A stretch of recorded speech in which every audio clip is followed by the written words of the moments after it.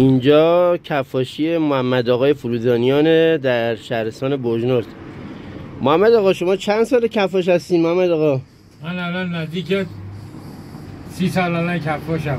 30 سال؟ 30 ساله. ولی قبلا کفش نمود اختم. بله. حالا شدم تعمیرکار. زنده باد. ملت جمهوری اسلامی از ما حمایت نکردن. همین کفشای بله. پلاستیکی اینا رو آوردن. کفشایی که استفاده شده دوباره دارن درست میکنن. یه ده هزینه ندارن خرید کنن، مجبورن که این کفش ستاره این همه بعد سن رفتن. این قدیم هنوز کفاشی میکنی یا نه؟ نه الان چرا الان تعمیرکاری میکنی؟ نه منظور تعمیرات قبلا زیاد بوده یا الان؟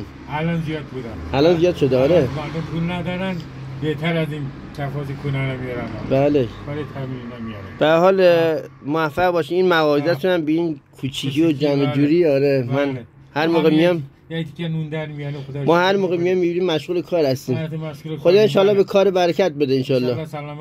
سلامت باشین، پایدار باشین انشالله. روزی حلال برای خانواده میبرین. نوش جانتون. خدا نگهدار.